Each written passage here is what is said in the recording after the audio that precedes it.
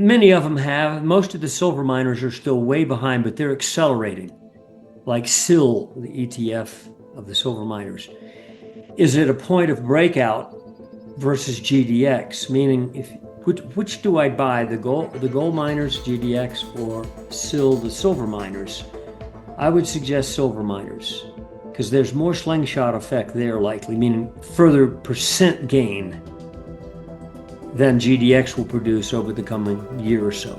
If you look at that chart, what it shows is pick this monthly close each year that was the highest close of the price of silver relative to gold. And we calculate that by simply dividing an ounce of silver into an ounce of gold, express it as a percent. So you see the scale on the left goes from 0 up to 7 or 8 or whatever. And you see these bars, the highest reading you had each year. The lower horizontal line on that grid chart comes through at 2%. 21 of the past 50 years have reached 2%. Right now we're about 1.16%. Okay. We're very suppressed, very depressed relative to that norm. Okay.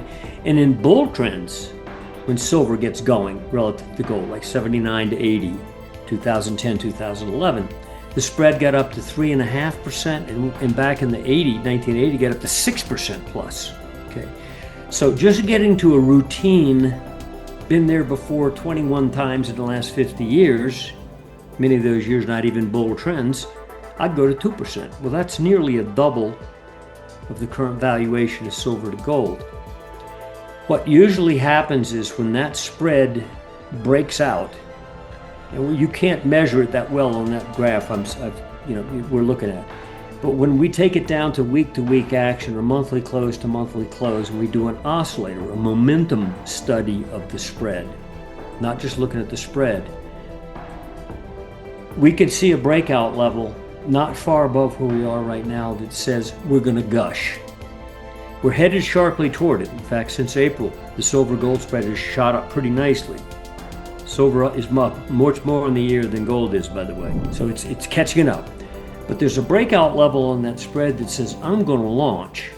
And we define the number in our weekend reports.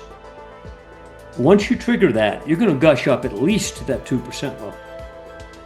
Probably even further, but let's just say we go to the norm, 2%. Again, that's nearly a double from where you are now.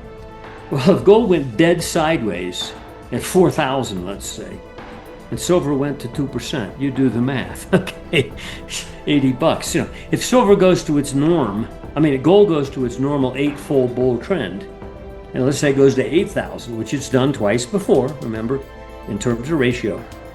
What's 2% of 8,000? Okay. Silver is also well below its 2011 high. The miners just took out their 2011 high. GDX, XAU. Gold's way above its 2011 high. And even a bloody base metal, copper, is currently trading above its 2011 price high. Is silver going to stay a dog forever, or is it a mistake? And you and I know, being in markets long enough, you'll find markets that get excessively overdone on the upside and are making a mistake, and other markets that get excessively cheap relative to other assets on the downside, and are ignored until finally they wake up and you say, golly gee, I wish I'd realized that. Whoosh! And silver, our argument is, the technicals argue to us, silver between now and the end of the year, in all likelihood, is going to gush past 50 and be in somewhere in the 60-70 range. And that's not the top. I'm just saying as the first gush. Ultimately, we're going up to that 2% level. The question is, where's gold going to be? And by the way, whenever that spread breaks out, it never is the case that silver gains versus gold because gold goes down more than silver. It always gains because silver goes up net price more than gold goes up. And whenever that spread breaks out, favoring silver, it's usually an indication of verticality in both metals. We've yet to see it. We've seen an arm wrestling move. You're not too late.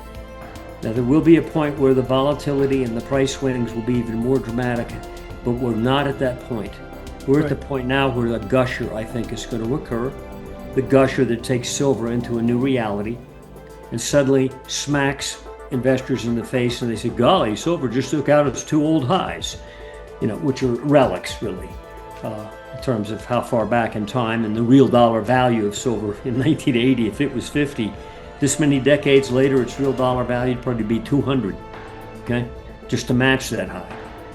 Anyway, that's where I think we are, and I think it's not too late, but things can change quickly. But even if you just go to the norm of 21 of the last 50 years, and in the bull market years it went way beyond that, but even if you just go to 2% again, and sort of say go back up to the surface level, okay, it's a huge percent gain for silver relative to gold. And I think it's underway, and we've started to see it since the beginning of this year. Silver's up a lot more than gold, especially since April. I think it's already begun, and I think that's why you've seen gold miners go vertical, especially since April. Remember, gold made a high in April when we interviewed last time. Gold was up to, I think, 3,400, and it went dead sideways for 5 full months. They sold it, and they sold it, and thought, oh, this is the top, this is the top. It wasn't at the top, it was just a sleepy range. What happened since then? Miners exploded while gold went sideways. Silver went from mid-30s, lower 33, 34 area for a year. In fact, it had been, in last May of 2024, it was up to 32.70. So you could draw a line across that high through the next year of action, and you did this on either side of it. And it wasn't until late June, July, you finally went through the highs. So July, August, Sep, boom, silver goes from mid-30s to what? 43. Okay, so while gold stood still. Now gold's starting to reassert itself here. But I think that money flow that went into gold miners was from asset managers, largely the larger ones, especially Newmont, which has gone vertical for the last few months, who've decided, hey, they know the stuff you just mentioned. Too many points of excess. I think I'll move 2-3% into the gold miners. They look undervalued. Gold's been doing good. No, I'm not a gold bug, but I'm gonna move some money over there. Well, when they do, it's wet bar of soap time. Squirt on the upside, because it's such a small sector. And I think that probably some of the power that's driven that is the doubtful asset managers in the stock market. Can't prove it, just an assumption. Yeah, right now, if you look at a monthly price chart, just a regular arithmetic scale price chart, and it'll go back to 2011 high, and you had the drop into 2015, 50% drop. And from 2015, you worked your way up, but it was an arm wrestling process. In fact, there was 120% correction in there between the early 22 high and it was August 22 low. It went from 2000 down to 1613. Okay, pretty nice drop, 20%. And then you reasserted yourself, but it was an ongoing, arduous process. And only now has it started to look like it's accelerating. And so if you look at a bar chart of weekly or monthly gold, and you're an average investor, you say, boy, that's been glorious. I'm glad I was in that. And you're thinking, God, it can't go forever like this. But when you look at a ratio scaled chart, in other words, percent gain of a bull market, and go back 50 years when the government approved it for us to trade, God bless them. You've had 2 bull markets. There were 8-fold moves from bear low to bull high. Different duration of time. One was from 76 low to 1980. The other was from 2001 low to 2011. But they were both 8-fold multiple gains for gold. We bottomed at 1,045 in December 2015. If we get 8-fold, it just did what we did twice before for reasons that were far less dynamic and significant to the world fundamentally than what we've got now. You'd be at $8,400 or so, just to match what had occurred before. So when you look at the current price chart, you think, oh my God, look how ballistic it is. When you put it on a logarithmic scale chart as we're showing, it's just getting started, guys. We're not even halfway up to the gains we saw in those 2 bull markets. We're not even 4-fold yet. So that's something to consider. I don't trade off of it. Maybe we're not going to go 8-fold again. But considering the dynamics that are out there in other markets, either way, upside or downside, it would be easy to see gold at least matching what it did then. So don't think gold's overpriced. Well, the bear low in 2015 was $1,045, so $1,050, let's say. So you've tripled it. Fine, that's great, a little more. But you're nowhere even half what those were. Those were eightfold moves. And a lot of that move occurred in the last year or so of the move. In fact, that was the case in both cases. Most of the move occurred late in the bull trend. So, and again, duration was different. One was a 3.5-year bull, one was a 10-year bull. So, maybe this one's already a 10-year. But I think the dynamics are such that what you're going to see over the next handful of months, especially over the next year, in terms of monetary metal upside, is going to be awesome, and far different from the tone we've seen over the last 10 years in gold, for example.